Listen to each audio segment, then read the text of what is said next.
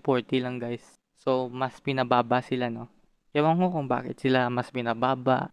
Tapos yung mga guro ko dati nakita ko sila guys. Nag-smile sila. Kasi nakita nila ako. Hindi man nasasabi na naiya ako guys. Parang na-proud ako sa sarili ko na, ay, dito pa pala si ma'am ko. Ganyan si sir ko. Ayun. So, mababait pa din sila guys. My last video upload guys is nung May 10 pa po. About po yun sa pag-survive ko gamit lamang ang play money for 7 days.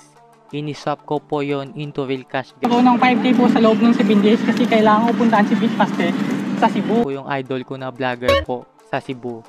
So pwede nyo po yun guys na i-check kung hindi nyo pa po yun napanood guys. Nandun lang po yun sa YouTube ko or pindutin nyo lamang po yung Facebook ko guys. Sa hindi nga po pala nakakakilala sa akin, ako nga po pala si Kotupi, ang pinaka-confident po na vlogger sa buong Mindanao.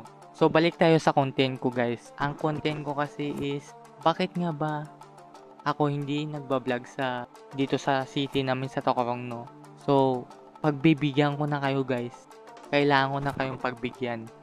Mag-sneak ako sa GS prom ng isang school guys dito sa Tacorong City. Gusto ko mag-sneak doon guys. So aminado naman ako na meron po akong kakilala doon sa school na yun, no. So baka ayoko na banggitin guys kasi baka pagalitan ako, no. So siguro iniisip ko normal lang naman na mag-sneak sa mga ganong event kasi halimbawa yung may event kayo ng batch 2010 tapos yung mga umattend is merong ibang umattend na batch 2015. So parang luma na siya ba na ginagawa ng iba. Ewan ko lang guys sa GS prom kung sino yung nag-sneak doon, no, or pumapasok lang sila na guys na illegal. Meron po kasi sa akin nag-request guys na, Josh, tulungan mo ko, Josh, gusto kita makita doon sa GS prom namin. So yung nag-request na to guys ay hindi po to basta-basta na request lang guys, kasi yung nag-request sa akin ito guys is importante po sa akin na tao. Ayoko na po sabihin kung ano ko siya, jowa ko siya, kabit ko siya, anak ko siya. Ayoko na po sabihin guys. So pinagbigyan ko lang siya sa request niya guys, no. Umaga pa lang nandun ako siguro mga 11.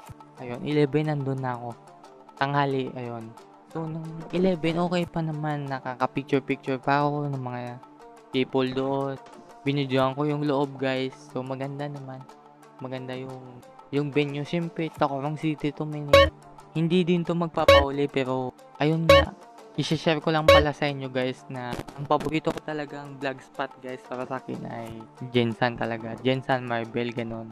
Palagi lang ako dun guys, sa Jensan Marvel nag-vlogs ko. Kung hindi dahil sa kanya guys, hindi po ako magba-vlog dito. Gusto ko lang bigyan ng reaction video guys, yung pag-sneak ko doon. Kasi, ayun, hindi naman siguro masama na mag-react ako sa video ko na ginawa, no.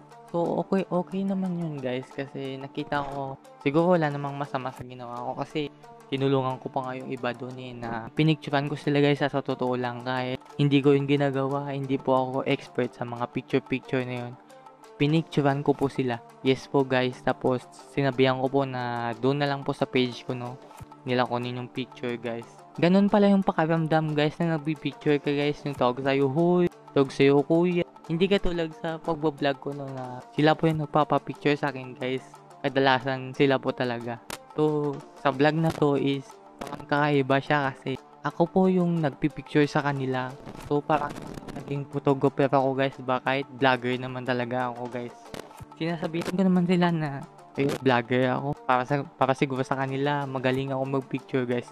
Hindi po guys, mali po yung gina-expect nyo guys. Mahina po ako mag-picture guys. Siguro mag-vlog sabihin natin pwede. Kasi deep language lang yung, siguro totoo aminado ako, mahirap ako sa language, pero diskarte ko guys is may matututunan ka talaga kayo sa akin guys. Totoo lang. Tapos ayun nga, mga bandang alam na is sinirado na guys yung pinto doon. So mga 5 ako bumalik, siguro doon ako nakapasok mga 5. Kasi alam niyo naman siguro pag vlogger, 'di ba? Yung parang madami siyang connections or what. Ganun. Pag vlogger kasi mabait sa'yo yung mga tao. ang paminsan pinagbibigyan kanila. Yun ang napansin ko guys sa mga vlogger. Yun, so na-experience ko na yun guys, kasi pag hindi ako naka-vlog siguro yung iba, hindi sila bibili ng product ko, di ba? Kasi gusto nila ma-shoutout. So marketing strategy ko na din yun guys, na pag hindi sila bubili, hindi po sila ma-shoutout. Ganun po ako guys eh. Alam mo na, business lang, no? Paminsan, ganun po yung ginagawa ko guys. So abangan nyo nga po pala yung new business ko guys. So sana maintindihan nyo po ako na na-fail po talaga ako dun sa challenge na first video ko ginawa about dun kay Beatmaster guys. Sa pagpunta ko po sa kanya, na-fail po talaga ako dun. Hindi ko po talaga na-complete yung pera guys. So ayun nga guys, no. Maganda po doon sa pag-sneak po sa GS guys. Kasi libre po yung pagkain doon. Yes po guys, libre po yung pagkain doon. Tubig. Hindi pala ako nakako ng tubig. Yung parang chupon cake. Tapos burger. Tapos soft drinks. Ganon. Ayun lang. Tapos picture ako sa kanila. Home party. Parang disco. Ganon. Alam nyo guys, sa amin dati meron din ganon eh. Pero iba sa amin, wala. Walang may nagbo-vlog.